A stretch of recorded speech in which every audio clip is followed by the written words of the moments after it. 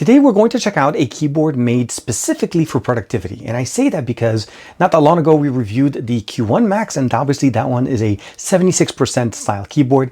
This one actually goes all the way up to 96%, meaning we have a number pad, we have all the configuration, and we still have that dial to be able to control and tune in the audio experience that we have in there, and it's actually customizable. So without further ado, this is my review of the Q5 Max KeyChron keyboard. That's a 96% keyboard solution for productivity to the next level.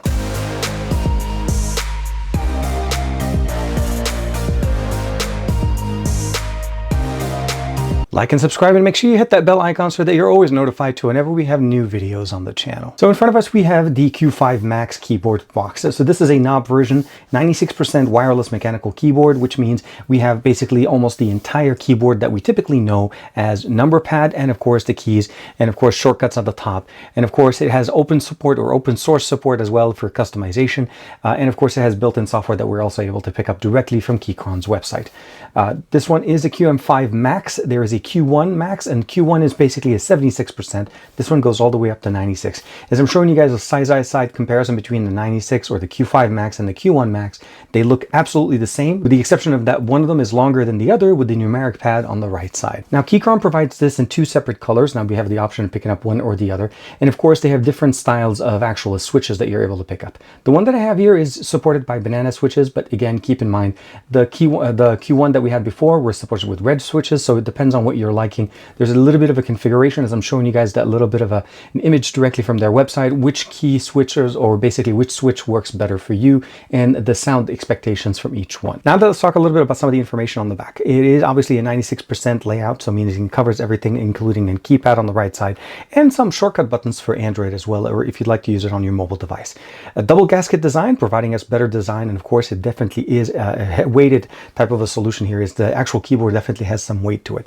Mac OS and Windows OS compatibility with a switch built into the back, allowing us to actually select which version so that the system can actually automatically customize it. And there are replaceable keycaps for the bottom configuration on the right and left side, and we'll talk about those in a second. KMK and VIA support out of the box. VIA, you can definitely download the actual profile for it from KeyChron's website on the product page, and then from there you can basically load it up and customize the keys that we have in here, and of course different macros, different options directly using their software. And if you'd like to pick up KMK, it's of course an open source software. You can use that directly there. One of the really nice things that I saw here with the Q1 Max that carries over here is that we now have support for not only wired, Bluetooth, and 2.4 gigahertz compatibility.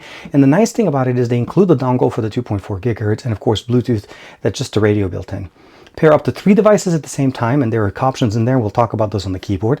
And of course, screw-in stabilizer to be able to give you that nice little, very sturdy compatibility there. Battery life up to, well, we have a built-in 4,000 milliampere battery here. And as long as we're not using super bright LEDs all the time, you should be able to expect about 180 hours, a crazy amount of time. But again, 4,000 built into this, keeping in mind if it's connected wirelessly. If you're connected wired, then there is no issue. It'll last as long as you need it. Lighting effect with 22 plus lighting effect to switch from, and these are all built in and switchable directly on the keyboard, which makes it very, very easy. So here is the keyboard, the way it looks like. Again, the color scheme that I have on here obviously is the white with the blue keycaps with the green button here, and of course the green escape. So the enter and the escape are basically the green. Everything else is pretty much customizable. I have configured it to work with my Windows system since I use this on my PC most of the time, and I love the fact that the numeric pad is very, very nice. It's very simple and easy. An unlock, the plus, the minus, of course division, multiplication, enter, all of that is pretty much stable. And of course when I'm playing games, everything is configured correctly so that it becomes easy to use. The one thing I will say, obviously, because it is longer, you do need more space on your desk, but it still has the support for the knob on the right. And of course, we have the ability of switching the main keys down here from Windows to Mac whenever we decide on the system that we're using. That is irregardless of using if you have Bluetooth, wired, or 2.4 gigahertz. And they include basically everything else, included spare screws, everything that you need. And for the most part, everything you need actually out of the box is set to go. Take the cable that they provide you. It's a USB-C to C cable. They do have a converter from C to A, as well as actually the option of being able to convert it directly into an extension cord. So depending on what you need, it will connect. And everything obviously is monochromed or basically customized to use the KeyChron logo. Now, Configuring this is pretty straightforward. If we look at it on the back, we have 4 options in here. We have Windows and Mac. That's going to be the the operating system options. We have a USB-C connection here. That's going to be the wired connection. Wireless and 2.4 gigahertz will be using this little backing here in the middle and the back. Now we have the ability of switching between the G switch, the BT, and the cable. The G is the gigahertz. That's the dongle that KeyChron provides us as well. Cable would be basically more of just a center configuration. Just put it in the center and then connect the cable directly in here. If you don't, the keyboard does not light up. Nice option here as well is that it'll charge up the keyboard battery in there. Bluetooth, pretty straightforward. Switch over to the left and then you're ready to go. Now, you'll notice there's a little bit of a blue light that's positioned right here, and that's because it's actually trying to connect to a device. You'll also notice that there's Bluetooth, Bluetooth, Bluetooth, and that gives us the ability of seeing that it has the ability of configuring up to 3, and you're able to switch between the different profiles when you turn it on. And we're going to do a quick testing right now. Now, I decided to connect it here with my Porsche Design Honor Magic V2, and this is obviously a foldable device, but again, we're trying to configure it or trying to use it with a mobile device as a test. And of course, we're going to be able to do that sound test on all these beautiful keys.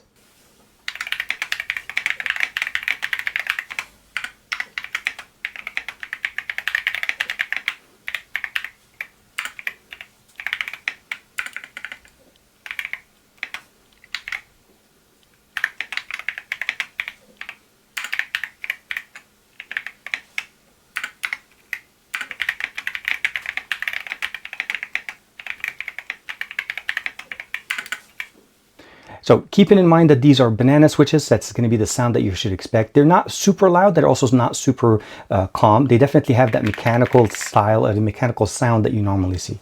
Changing the different scheme or the different color customization options that we have in here are pretty straightforward. You press the function key and then basically on the keyboard you basically switch over between Q, W, and E. Q pretty much just cycles through the different options, which makes it very, very nice. And I'm showing you guys different scenarios there where I'm able to switch different colors on the fly. So most of them are either reactive, pulsating, and it looks obviously a lot better when you're not in a very well lit environment like this. So if you dim the light, you're able to do that. Also, conversely, you can also dim the light on the keyboard by either brightening it or lowering the brightness.